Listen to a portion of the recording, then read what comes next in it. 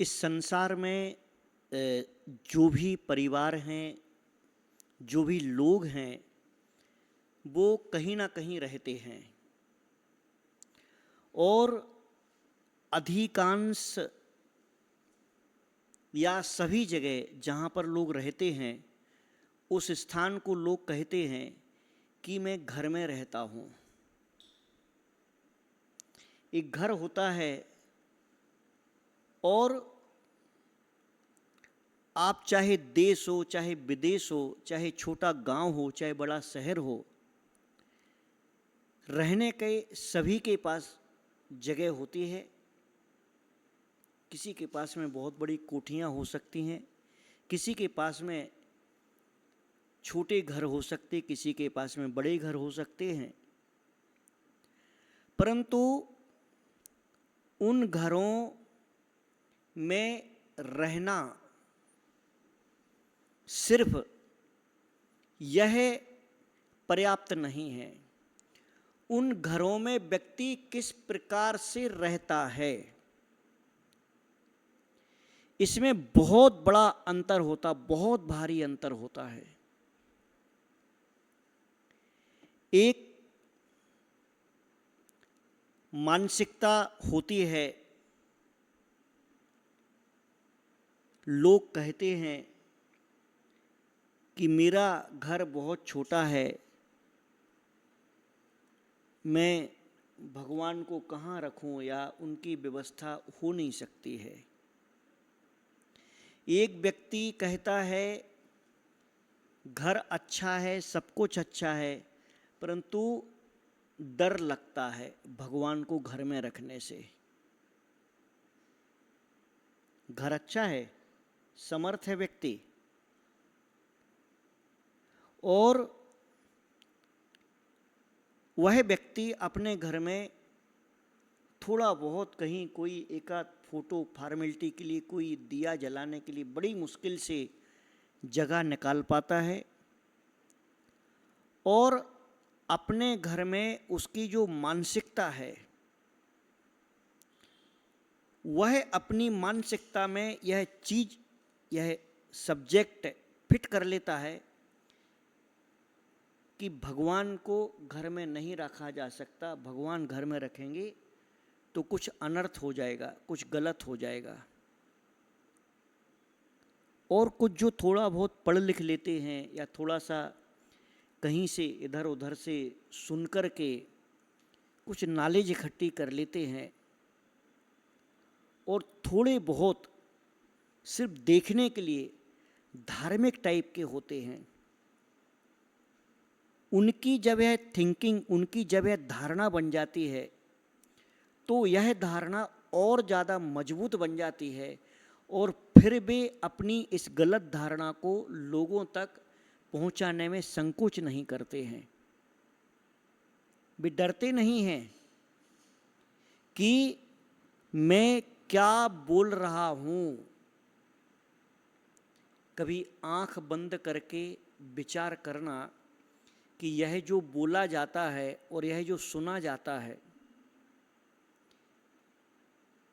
कि भगवान को घर में कैसे रखें, भगवान की सास संभाल हम नहीं कर सकते हैं और भगवान को रखने से कुछ उल्टा सीधा ना हो जाए, या भगवान को घर में रखना ही नहीं चाहिए, भगवान को घर में रखना ही नहीं चाहिए। इस प्रकार की जो मानसिकता है, इस प्रकार की मानसिकता वाले जो लोग हैं, उनका स्तर तीसरे नंबर पर आता है। वो तीसरे नंबर के स्तर वाले हैं, जिसे थर्ड क्लास कहा जाता है।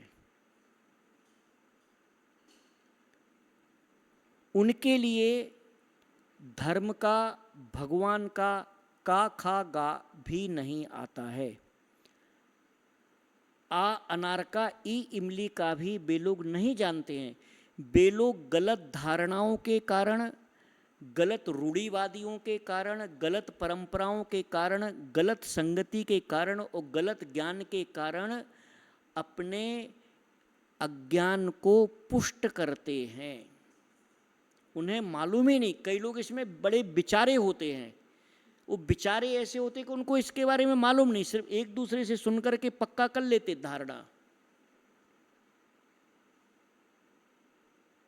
परंतु अगर किसी के सुनने मात्र से, किसी के बहकावे में आकर के, किसी की बातों में उलझ करके अगर इस प्रकार की मानसिकता बनाई है तो उस सब के लिए थर्ड क्लास मानसिकता ही कहा जाता है।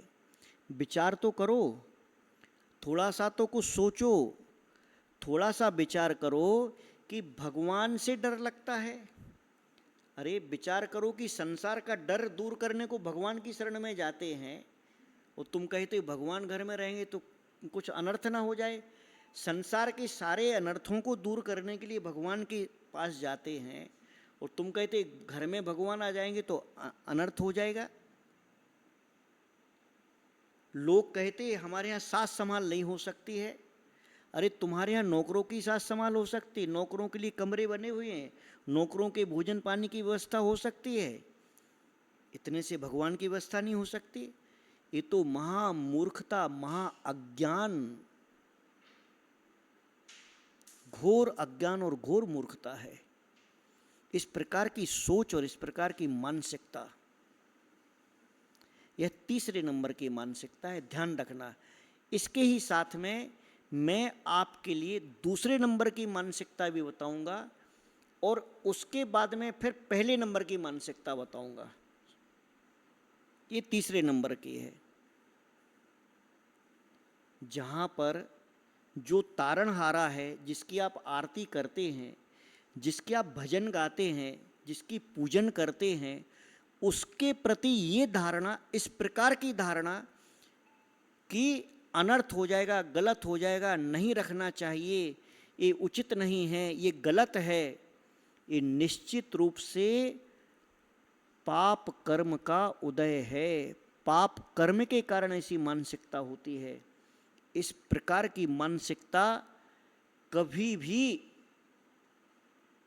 ऊंचे लेवल की नहीं है, ये नीचे दर्जे की मानसिकता है, ये नीचे दर्जे के विचार हैं, ये निचले स्तर के भाव हैं। बड़ी सोचने वाली बात है। एक तरफ तो तुम प्रभु के सामने नाचते हो, गाते हो, आरती उतारते हो, और दूसरी तरफ कहते अनर्थ हो जाएगा, सास संभाल नहीं होती। कई लोग ऐसे हैं जो इस प्रकार का बोलने वाले, जिनके यहाँ पर 10, 25, 50 नौकर चाकर काम करते होंगे, वो मेंटेन हो जाता है तुमसे। घर में पोछे वाली बाई भी मेंटेन हो जाती, काम वाली बाई मेंटेन हो जाती, भोजन वाली बाई मेंटेन हो जाती, तुम्हारे यहाँ काम करने के लिए स्वीपर मेंटेन हो जाता, तुम्हारे यहाँ काम करने के लिए गेट पे लगा हुआ गार्ड मेंटेन हो जाता, तुम्हारी गाड़ी को चलाने के लिए ड्राइवर मेंटेन हो जाता है, तुम्हारी फैक्ट्री में काम करने के लिए जितने एम्प्लॉय सब मेंटेन हो जाते हैं, और भगवान मेंटेन नहीं होता। इससे बड़ा जीवन का बिगड़ा हुआ मेंटेनेंस क्या हो सकता है? इससे बड़ा बिगड़ा हुआ मिसमैनेज लाइफ क्या हो सकता है?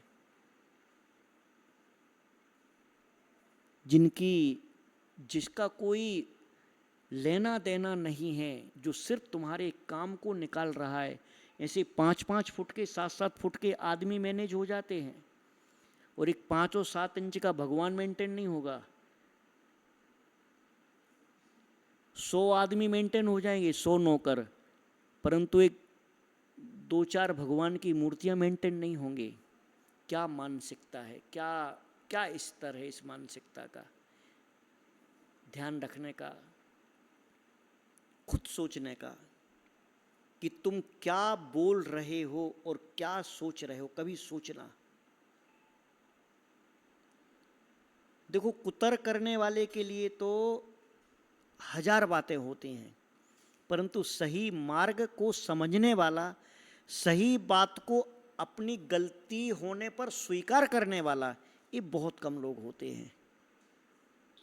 कम से कम गलती को तो स्वीकार करो कि मेरी थिंकिंग, मेरा विचार अज्ञानता से परिपूर्ण है, गलत है। और ध्यान रखने का कि अगर विचार गलत है और तुमने उसको सही बना करके पाला पोसा है, रिजल्ट तो उसका गलत ही आएगा।